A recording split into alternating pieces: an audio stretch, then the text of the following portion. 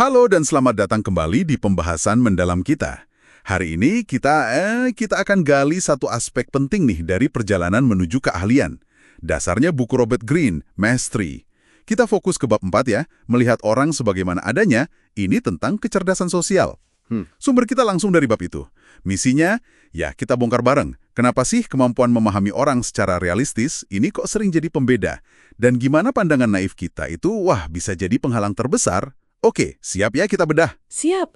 Yang menarik banget menurut saya itu penekanan Greene, kalau rintangan terbesar kita itu seringnya bukan soal materinya loh, tapi justru energi emosional kita yang, terkuras abis pas berhadapan sama orang lain. Ya kan? Resistensi mereka, manipulasi. Iya. Itu menjelaskan banget kenapa intrik dan politik kantor atau di lingkungan sosial itu rasanya kok melelahkan banget. Dan akar masalahnya, kata Greene, ya kenaifan kita sendiri ya. Persis.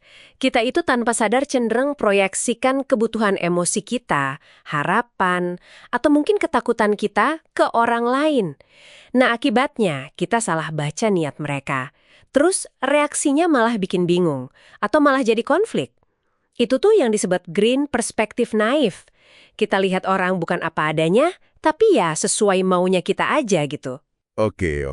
Jadi, gimana caranya kita bisa keluar dari perspektif naif ini?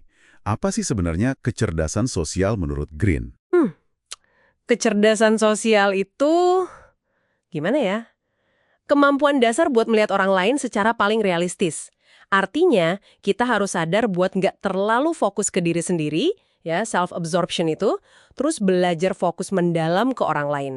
Baca perilaku mereka saat itu, coba pahami motivasi mereka, kenali juga potensi manipulasi. Tapi, tanpa filter emosi kita sendiri.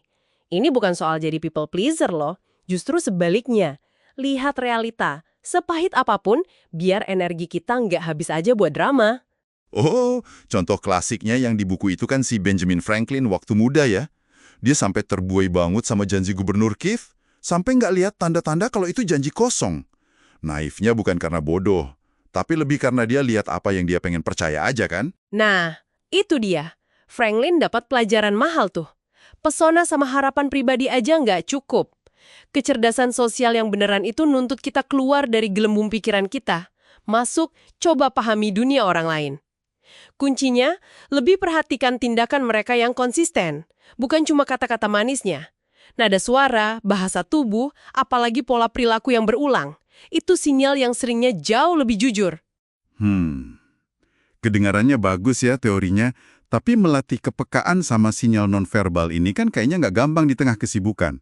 Ada trik khusus nggak dari Greene? Ya memang butuh latihan sadar sih.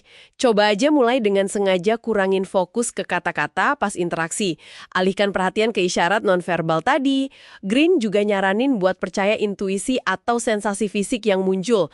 Sering loh badan kita nangkep sinyal aneh duluan sebelum otak sadar. Dan yang paling penting nih, amati pola tindakan seseorang sepanjang waktu. Satu tindakan mungkin belum tentu, tapi pola berulang itu hampir selalu nunjukin karakter dan motif asli mereka. Di buku ini juga disebutin soal jebakan sosial ya. 7 realitas mematikan. Nggak usah semua deh, tapi mungkin kita lihat 2 contoh yang relevan. Iri hati sama konformisme. Gimana kecerdasan sosial bantu di sini? Nah ini contoh konkret gimana kecerdasan sosial jadi kayak alat navigasi gitu. Ambil iri hati deh. Ini emosi umum banget, susah dideteksi langsung, tapi bisa merusak banget. Saran Greene bukan buat balas, tapi justru jangan mancing kalau nggak perlu. Hindari terlalu pamer kesempurnaan atau sukses, apalagi di depan orang yang kelihatan insecure. Sesekali tunjukin kelemahan diri atau kasih pujian tulus ke orang itu bisa jadi strategi buat meredam loh. Wah, strategi defensif yang menarik tuh buat hadapi iri hati. Terus kalau soal tekanan buat ikut arus, konformisme, Tekanan buat nyesuaiin diri sama kelompok itu kuat banget, apalagi di kerjaan atau pas kita masih tahap belajar. Kalau Anda punya ide atau cara kerja beda, kecerdasan sosial nyaranin tunjukin keunikan Anda lewat hasil kerja yang bagus, yang beda, bukan dengan terang-terangan ngelawan norma atau atasan. Greene malah menganalogikan tempat kerja kayak panggung teater. Kadang kita perlu pakai topeng yang pas sama lingkungan biar bisa bertahan dan capai tujuan jangka panjang. Ya tanpa harus mengorbankan integritas inti kita juga. Oke? Jadi, apa artinya semua ini buat Anda yang lagi fokus nih ngejar keahlian di bidang apapun. Intinya sih dengan mengasah kecerdasan sosial, Anda bisa navigasi lingkungan sosial yang rumit ini dengan lebih efektif, lebih lincah.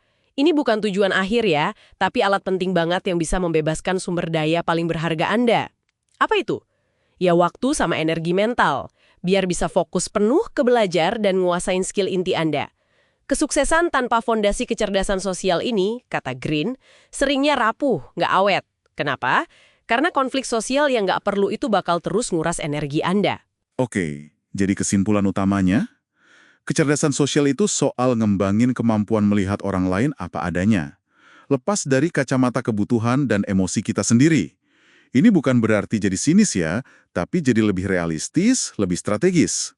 Keterampilan krusial pokoknya, buat hemat energi mental dan tetap fokus ke tujuan utama, mencapai keahlian sejati. Nah, sebagai pemikiran penutup nih buat Anda bawa pulang, coba direnungkan. Seberapa sering sih penilaian Anda soal niat atau karakter orang lain itu sebenarnya lebih diwarnain sama apa yang Anda rasain atau Anda butuhin dari mereka saat itu, dibandingkan sama bukti nyata dari pola perilaku mereka dari waktu ke waktu.